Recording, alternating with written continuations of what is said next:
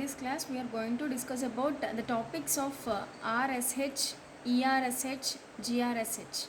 Means ఇక్కడ room sensible heat factors గురించి నేర్చుకుంటామండి. So we are going to learn about 3 factors. That is the first one which is the RSH. RSHF, room sensible heat factor. Okay, so ఇదేంటంటే room sensible heat factor. So ఇది ఎలా define చేసుకుంటామంటే room sensible factor is the ratio of room sensible heat by room sensible heat plus room latent heat. Room sensible heat plus room latent హీట్లా దీన్ని define చేసుకుంటాం.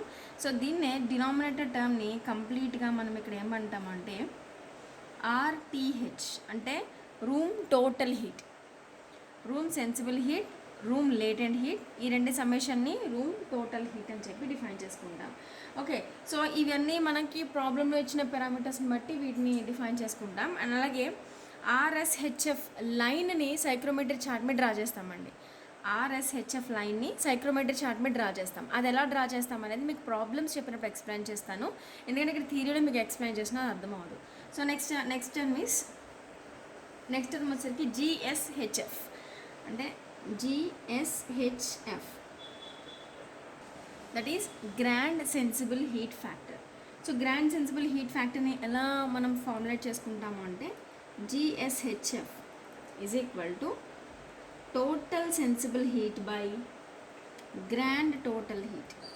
Total sensible heat by grand total heat. So total sensible heat అంటే ఏంటో చెప్తాను. So grand total heat అంటే ఏంటంటే so total sensible heat plus total latent heat.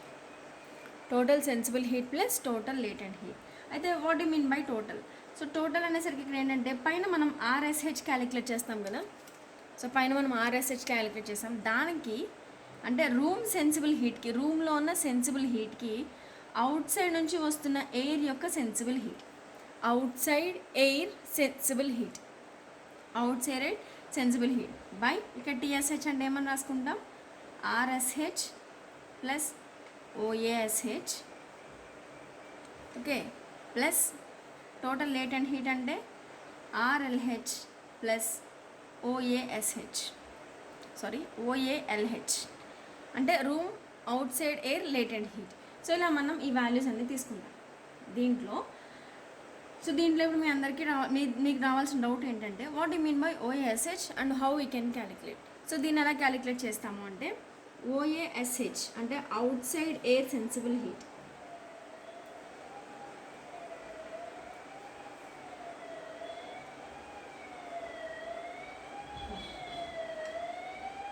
So outside air sensible హీట్కి formula ఏంటి అంటే 0.0204 V1 into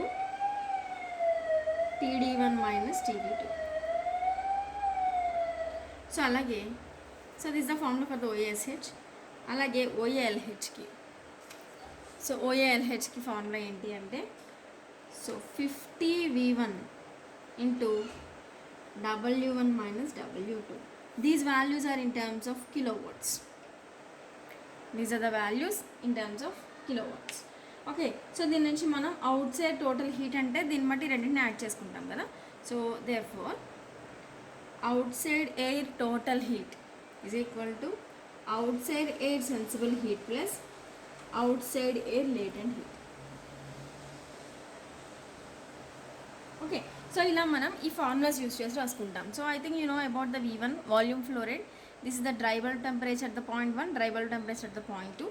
Here also the humidity values at the point 1 and 2 and its volume flow rate value at the 1 condition.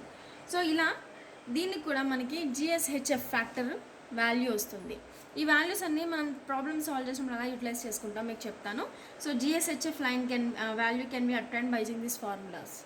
Okay, and the third one is ERSHF, effective room sensible heat factor. Okay, so effective room sensible heat ఫ్యాక్టర్కి మనం దీనికి సపరేట్గా formula వేసుకుంటామండి. So the formula will be ERSHF is equal to effective room sensible heat by effective room sensible heat plus effective room latent heat. Okay, అయితే ఇక్కడ మరి effective room sensible హీట్ని ఎలా calculate చేస్తాం, దానికి ఒక ఫార్ములా తెలియాలి కదా. సో ఎఫెక్టివ్ రూమ్ సెన్సిబుల్ హీట్కి ఫార్ములా ఏంటి అంటే, దీనికి ఫార్ములా ఏంటంటే room sensible heat plus outside air sensible heat. ఇది ఆల్రెడీ మనం క్యాలిక్యులేట్ చేసాం. దీన్ని బీపీఎఫ్తో క్యాలిక్యులేట్ చేసి మల్టిప్లై చేయాలి. అలాగే ఈఆర్ఎల్హెచ్, సో దీనికి కూడా room latent heat plus out side air latent heat into BPF. So అంటే ఇక్కడ టర్మ్కి అర్థం మారిపోయింది. ఎలా అంటే ఎఫెక్టివ్ రూమ్ సెన్సిబుల్ హీట్ అంటున్నామంటే ఎక్కడా లాస్ లేకుండా మనం ఎంతైతే హీట్ ఇస్తున్నామో లాసెస్ లేకుండా పర్ఫెక్ట్గా, అంటే లాసెస్ కూడా కన్సిడర్ చేసి, సో ఫైనల్గా మనకి వాల్యూ ఎంత వస్తుందో ఎఫెక్టివ్గా వాల్యూ తీసుకోవడం అండి. ఈ గ్రాండ్ సెన్సిబుల్ హీట్ ఫ్యాక్టర్లో మనం బీపీఎఫ్ని తీసుకోవాలి, కానీ ఈ ఎఫెక్టివ్ రూమ్ సెన్సిబుల్ హీట్ ఫ్యాక్టర్లో బీపీఎఫ్ తీసుకున్నాం. అంటే outside air sensible heat అంటే బయట నుంచి వచ్చే ఎయిర్ ఎంత సెన్సిబుల్ హీట్ అవుతుంది అంటే that is depends on the coil. So coil యొక్క ఎఫిషియన్సీ ఇంత తక్కువ ఉంటుంది కదా, బీపీఎఫ్ వాల్యూ అంటే 10% 20% కాయిల్ పర్సంటేజ్ తగ్గుతుంది. సో ఆ వాల్యూని ఇక్కడ యాడ్ చేసుకుంటున్నాం, మల్టిప్లై చేస్తున్నాం, ఇక్కడ కూడా మల్టిప్లై చేస్తున్నాం. So that's why the reason of multiplying BPF to the outside air sensible heat as well as outside air latent heat here. Okay, so నా బీపీఎఫ్ని ఎలా క్యాలిక్యులేట్ చేస్తామనేది మీకు ఇది కూడా ప్రాబ్లమ్స్లో ఎలా చేస్తామనేది చూపిస్తాను. So here I will show you the diagram in the textbook, then you will get a clarity about this. Okay, this is the diagram from the textbook given. This is a combination of all the three factors: room sensible heat factor, grand sensible heat factor, alage effective room sensible heat factor. Okay, first of all ఈ points మనకి తెలియాలి అంటే మనం చార్ట్లో first points note చేసుకుంటాం కదా. Room బయట అంటే outside condition of the air, అలాగే రూమ్ కండిషన్, ఆ పాయింట్సే ఇక్కడ. So 1 is nothing but outdoor condition, 2 is nothing but the desired condition of the room. మీ ప్రాబ్లంలో అవుట్ సైడ్ 30 degrees ఉందని, రూమ్లో టెంపరేచర్ 20 degrees ఉందని చెప్తాడు కదా, ఆ పాయింట్స్ మనం ఇక్కడ 1 and 2ని మార్క్ చేసుకుంటాం. దేర్ బై మనకి ఇక్కడ వచ్చే పాయింట్స్ అన్నీ కూడా కన్స్ట్రక్షనల్ పాయింట్సే, ఆ తర్వాత వచ్చే పాయింట్స్ అన్నీ కూడా కన్స్ట్రక్షనల్ పాయింట్సే. సో మీ ప్రాబ్లంలో ఫస్ట్ మిమ్మల్ని ఏమడుగుతాడు అంటే, ఫస్ట్ మిమ్మల్ని డ్రా చేయమనేది ఏంటంటే room sensible heat factor. So room sensible heat factor calculate చేయాలంటే మీరు ఇంతకుముందు ఎస్హెచ్ఎఫ్ ఫార్ములా రాసేవారు, ఇంతమంది మీరు SHF formula రాసేవారు. So what is SHF formula here?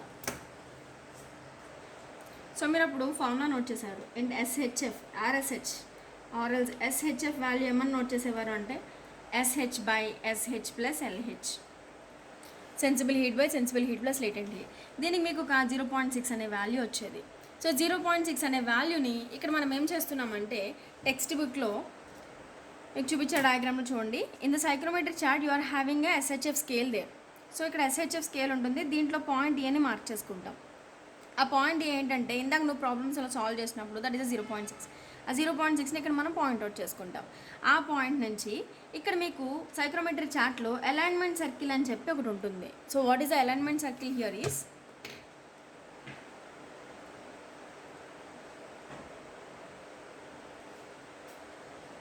So alignment circle, so అది 26 degrees dry bulb temperature and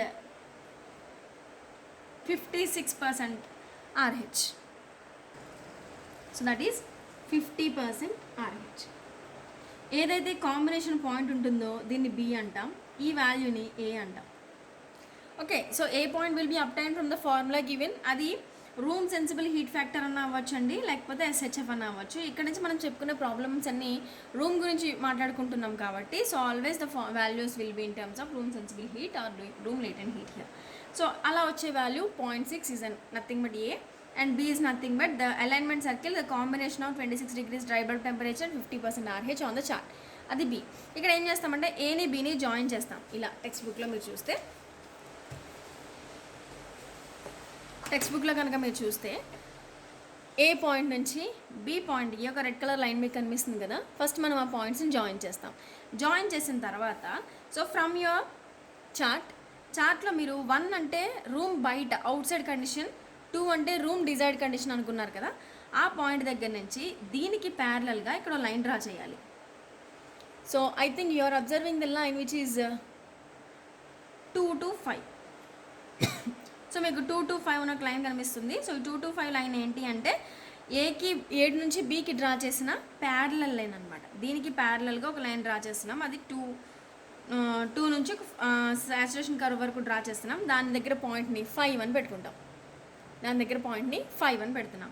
ఎక్కడైతే మీకు ఈ డయాగ్రామ్లో 2 to 5 లైన్ కనిపిస్తుందో, 2 నుంచి 5కి మీకు లైన్ కనిపిస్తుందో అది RSHF లైన్. అది RSHF లైన్. సో దాని తర్వాత వచ్చేసరికి again you are having another line. So which is the GSHF line, grand sensible heat factor line. So grand sensible heat factor line draw చేయాలి అంటే మనకి ఇక్కడ థర్డ్ పాయింట్ తెలియాలండి చార్ట్లో.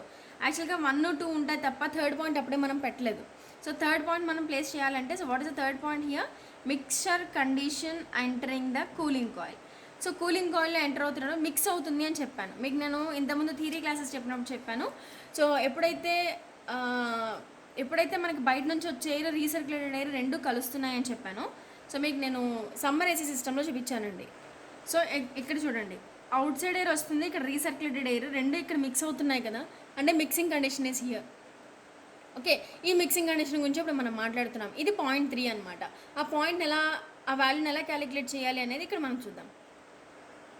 So ఈ పాయింట్ ఎలా చెప్తాడు అంటే 1, 2కి మధ్యలో 3ని ఎక్కడన్నా 1 నుంచి 3కి పాయింట్ నుంచి 2లో 3 పాయింట్ని ఎక్కడన్నా ప్లేస్ చేసుకోవచ్చు. అది ఎలా ప్లేస్ చేసుకోవాలి అంటే ఈ థర్డ్ పాయింట్, ఓకే, ఈ థర్డ్ పాయింట్ అనేది this is the percentage of the recirculated air.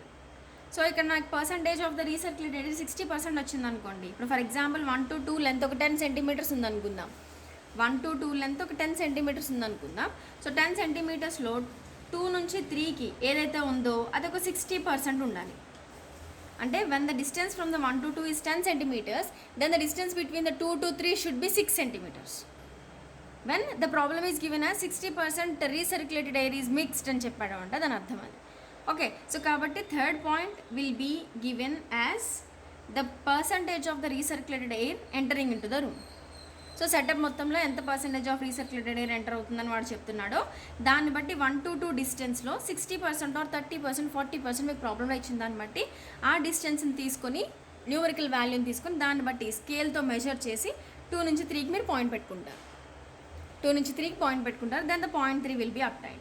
So 0.3 వచ్చిన తర్వాత మీకు మీ ప్రాబ్లంలో ఒకవేళ కదండి 90% ADP temperature will be given. So ADP temperature of the coil will be given. So అది ఆల్రెడీ నువ్వు ఇక్కడ మార్క్ చేసుకుంటాం. And you have the third point as per the recirculated air percentage will be given. అప్పుడు నీకు third point వచ్చేసింది, ఇక్కడ ADP temperature వచ్చేసింది. అప్పుడు ఏం చేస్తాం, 3 నుంచి ADP టెంపరేచర్కి లైన్ డ్రా చేస్తాం. And that line will intersect the RSHF line. 2 నుంచి 5కి మీకు ఏదైతే లైన్ కనిపిస్తుందో ఆ లైన్ని ఇది ఇంటర్సెక్ట్ చేస్తుంది. So 3 to 6 will intersect the line from 2 to 5. Okay, so దాని దగ్గర వచ్చే ఇంటర్సెక్షన్ పాయింట్ని మనం ఇక్కడ 4 అని చెప్తున్నాం. దాని నుంచి మనకు వస్తున్న పాయింట్ని 4 అని చెప్తున్నాం. Now the GSHF line can be obtained as 3 to 6. Okay, అలా GSHF లైన్ డ్రా చేయాలి. అలాగే room sensible heat factor line draw చేయాలి. అసలు ఈ రెండు ఎందుకు డ్రా చేయాలి అంటే మనకి ఇక్కడ grand in the sense outside ఎయిర్తో పాటు రూమ్ కండిషన్స్ని కూడా కలిపి మాట్లాడుకుంటే ఇట్స్ గ్రాండ్ టోటల్. అలాగే రూమ్లో మాత్రమే జరిగే దాని గురించి మాట్లాడుకుంటే, రూమ్లో జరిగే సెన్సిబుల్ హీటింగ్, లేటెంట్ హీటింగ్ గురించి మాట్లాడుకుంటున్నామంటే అది RSHF లైన్ గురించి, ఆ లైన్లో జరిగే ప్రాసెస్ గురించి. అలాగే గ్రాండ్ సెన్సిబుల్ హీట్ ఫ్యాక్టర్ గురించి మాట్లాడుతున్నాము అంటే అవుట్ సైడ్ ఎయిర్ని, రూమ్లో ఎయిర్ కండిషన్ని కలిపి టోటల్గా మాట్లాడుకుంటున్నాం. అయితే అసలు ఎంత ఎఫెక్టివ్గా రూమ్లో కూల్ అవుతుంది అని చెప్పేదే ఈ RSHF లైన్. ఓకే, ఆ ప్రాసెస్ని ఇక్కడ మనం ఎలా చూపిస్తున్నామంటే ఇక్కడ ఆల్రెడీ రూమ్ డిజైర్డ్ కండిషన్ నా దగ్గర ఉంది. అండ్ అలాగే 6th పాయింట్ నా దగ్గర ఉంది, ADP టెంపరేచర్ నా దగ్గర ఉంది. ఈ 2 పాయింట్స్ని జాయిన్ చేయాలి. ఫ్రమ్ 2 to 6 లైన్ని నేను డ్రా చేస్తే ఆ లైనే effective room sensible heat factor line అవుతుంది. ఓకే, సో ఇలా మనం 3 లైన్స్ని డ్రా చేసుకుంటే మిమ్మల్ని ఈ ప్రాబ్లంలో ఏదైనా అడగచ్చండి. Draw the effective sensible heat factor line on the chart అనొచ్చు, లేకపోతే RSHF లైన్ డ్రా చేయమనొచ్చు, GSHF లైన్ డ్రా చేయమనొచ్చు, ఏదైనా సరే. ఇప్పుడు మీకు చెప్పిందంతా నేను combination of these 3. And now so you got the point 4 here. So GSHF లైన్ని RSHF లైన్ మీద ఇంటర్సెక్ట్ చేసినప్పుడు ఆ రెండు కలిసి 4th పాయింట్ దగ్గర ఇంటర్సెక్ట్ అయ్యాయి. ఇప్పుడు 2 to 3 ఏ స్లోప్తో అయితే ఉందో సేమ్ స్లోప్తో 4 నుంచి నేను ఒక లైన్ డ్రా చేస్తున్నా. ఆ లైన్ ఈఆర్ఎస్హెచ్ఎఫ్ దగ్గర 4 దగ్గర ఇంటర్సెక్ట్ అవుతుంది. Okay, so here I'm going to draw the line from the 4 to the ERSHF line at 4 point by taking the parallel line from the 2 to 3. So 2 to 3 నుంచి parallel line తీసుకొని 4th point నుంచి ఒక line draw చేశాను. అది ఈఆర్ఎస్హెచ్ఎఫ్ లైన్ని 4 దగ్గర intersect అవుతుంది. So దీని నుంచి మనం బైపాస్ ఫ్యాక్టర్ని తీసుకోవడానికి యూజ్ అవుతుందండి. How the bypass factor can be taken. So this is the formula for the bypass factor. So bypass factor is equal to, యాక్చువల్గా మనం సిమిలర్ ట్రయాంగిల్స్ అని చెప్పి తీసుకున్నాం. సో ఆ సిమిలర్ ట్రయాంగిల్స్ ఏంటో నేను ఒకసారి మీకు చూపిస్తాను చూడండి. So here the similar triangles are 2, 3, 6. Okay, 2, 3, 6 is the similar triangle, whereas 4, 4-6 అవి రెండు ఇది ఒక చిన్న ట్రయాంగిల్ కనిపిస్తుందండి మీకు. నేను ఇక్కడ డార్క్ చేశాను చూడండి. So this is a one triangle and another triangle is 2, 3, 6. ఇవి రెండు సిమిలర్ ట్రయాంగిల్స్ కాబట్టి ఫార్ములాస్ రెండింటికి మనం సబ్జెక్ట్ చేయొచ్చు, అప్లై చేయొచ్చు.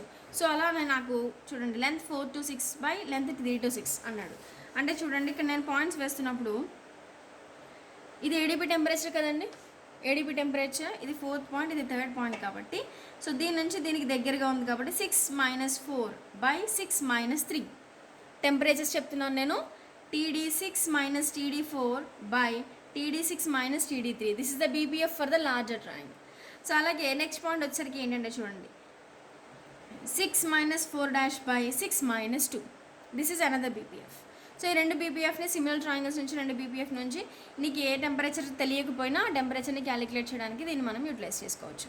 సో ఇలా ఈఆర్ఎస్హెచ్ఎఫ్, జిఎస్హెచ్ఎఫ్ అలాగే ఆర్ఎస్హెచ్ఎఫ్ లైన్స్ని సేమ్ ప్రొసీజర్లో ప్రాబ్లమ్స్లో కూడా మనం ఫాలో అవుతాం. మీకు ప్రాబ్లమ్స్ చెప్తున్నప్పుడు మీకు ఇది క్లారిఫై అవుతుంది. So in the next class we will discuss about the problem based on these 3 lines. So these are the very important model problems given in the examinations.